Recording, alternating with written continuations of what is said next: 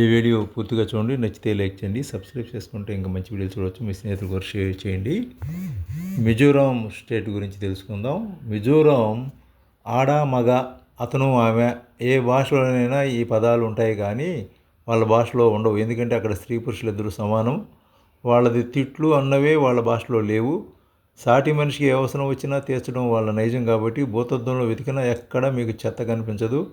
మనం లక్షల డబ్బులు ఉన్న బ్యాగును మర్చిపోయినా సరే ప్రజలే వెతుక్కుంటూ వచ్చి మరీ ఇస్తారు. ఇక ప్రకృతి పరంగా భూలోక స్వర్గం అది. ఇక్కడ హిందూ మతానికి సంబంధించిన దేవాలయాలు కొన్ని ఉన్నవి, అలాగే క్రైస్తవ మతానికి సంబంధించిన దేవాలయాలు ఉన్నవి. ఇది హిందూ మతానికి సంబంధించిన ఒక దేవాలయం. అందులో భాగంగా ఈ దుర్గామాతని పూజలు అలాంటి విశేషాలు చూడవచ్చు. అలాగే 1876-78లో తినడానికి కూడా తిండి లేని రోజులు అవి. చాలామంది ఆ కరువుకి చనిపోయారు.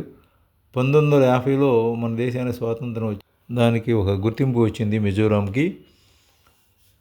ఇంకా పోతే అక్కడ ప్రజలు గ్రామాల నుంచి రోజు అడవుల్లోకి వెళ్ళి దుంపలు సేకరించేవాళ్ళు. ఇలా తెచ్చుకున్న వాటిని తమ కుటుంబానికి పెట్టలేదు. సేకరించినవన్నీ ఒక చోట పేర్చి పల్లెలోని పిల్లలు, ముసలివాళ్ళు, రోగులు, బాలింతలకు ఇచ్చి చివరిలో మిగిలినవే వాళ్ళు తీసుకునేవాళ్ళు. ఆరోగ్యంగా ఉన్నవాళ్ళు. అంత మంచి రాష్ట్రం అది. 1987లో మిజోరాం అనే ప్రత్యేక రాష్ట్రాన్ని వాళ్ళు సాధించుకున్నారు. ఆ తర్వాత గత దశాబ్దాల్లో విద్యాపరంగా అద్భుతమైన ప్రగతిని సాధించారు. 98.2% అక్షరాస్యతతో కేరళ తర్వాత స్థానం దీనిదే.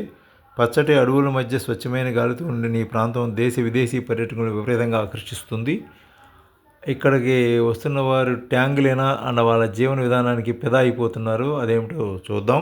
ట్యాంగులేనా అంటే దయ, నేను కాదు మనం అని చెప్పే విధానాన్ని ట్యాంగులేనా అంటారు. లింగ భేదాలు కనిపించవు. అందువల్ల స్త్రీ పురుషులు ఇద్దరూ చక్కగా అనుకూలంగా అన్యోన్యతగా ఉంటారు. వ్యక్తి అనే మాట ఇక్కడ ఉంటుంది, అంతేగాని స్త్రీ పురుషుడు అనే భేదభావాలు ఇక్కడ ఉండవు. మిజోరాం రాజధాని ఐజాల్ చాలా బాగుంటుంది. ఇక్కడ మనకి కావాల్సినవన్నీ తీసుకుని ఫోన్పే చేస్తే చాలు. ఇక్కడి వ్యాపారాలు 70% దాకా స్త్రీలు నిర్వహిస్తూ ఉంటారు.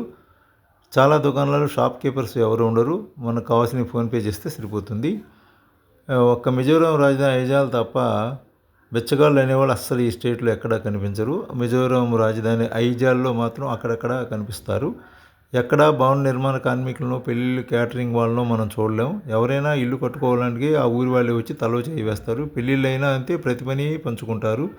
మిజోరాం సమాజంలో మనం అక్కడికి వెళ్ళినప్పుడు పొరపాటున బ్యాగు కానీ పర్సు కానీ మర్చిపోతే ఎక్కడైనా పోలీసులకు దాకా వెళ్ళాల్సిన అవసరం ఉంటుంది. కానీ ఇక్కడ అలా కాదు. ప్రజలే కొన్ని దాన్ని ఫోటో తీసి వాట్సాప్లో పంపి ఆ ఏరియాలో ఉన్న వాళ్ళని వాకప్ చేసి తెచ్చిస్తారు అనేది ఇక్కడ చెప్తున్నారు.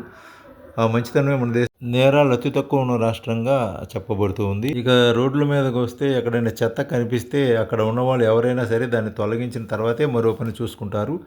గ్రామాలు, పట్టణాల్లో అయితే ప్రజలు మంతుల వారీగా వీధులను శుభ్రం చేస్తారు. మిగతా ప్రాంతాలకు వెళ్ళినా సరే తమకు సంబంధించిన చిన్న కాగితం ముక్క కూడా కింద పడనివ్వరు. స్కూల్ పిల్లలు ప్రతి శనివారం తమ బడినే కాదు చుట్టుపక్కల వీధులని శుభ్రం చేస్తారు. అలాంటి నియమం కూడా ఉంది. ఐజాల్ నగరంలో ఒక అంబులెన్స్ తప్ప ఏ వాహనము పరిమితికి మించిన స్పీడ్తో వెళ్ళదు. ఓవర్టేక్ చేయడాన్ని, హార్న్ మోగించడాన్ని ఇక్కడ చాలా నేరంగా పరిగణిస్తారు. అందుకే మిజోరంలో శబ్ద కాలుష్యం అనేది అసలు లేదు. కాకపోతే మనం రాత్రిపూట వెళ్తే మాత్రం చెమ్మ చీకటిగా ఉంటుంది. ఎందుకంటే ఈ రాష్ట్రం 9 గంటల తర్వాత లైట్లన్నీ ఆపేసి నిద్రించాలన్న నియమం కూడా ఉంది ఇక్కడ. మన ఆంధ్ర రాష్ట్రాలు రెండూ కూడా ఈ మిజోరాం చూచి ఎంత నేర్చుకోవాల్సి ఉంది. అసలు విన్నారు కదా. చక్కగా ఈ వేసవి సెలవుల్లో లేదా దసరా సెలవుల్లో, సంక్రాంతి సెలవుల్లో చక్కగా ఈ రాష్ట్రాన్ని దర్శించండి.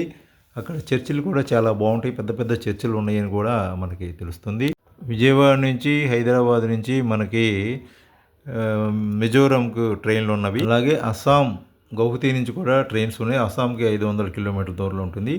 అస్సాంలో కామాఖ్య అమ్మవారిని దర్శించుకుని, బ్రహ్మపుత్ర నది దర్శించుకుని చక్కగా అక్కడి నుంచి మిజోరాం వెళ్ళడానికి ట్రైన్స్ ఉన్నాయి కాబట్టి అక్కడి నుంచి ట్రైన్ ద్వారా వెళ్ళి రావచ్చు చక్కగా. లేదా కలకటా నుంచి కూడా ట్రైన్స్ ఉన్నవి. కలకటా నుంచి వెళ్ళి కూడా రావచ్చు. మీ సౌకర్యాన్ని బట్టి వెళ్ళవచ్చు.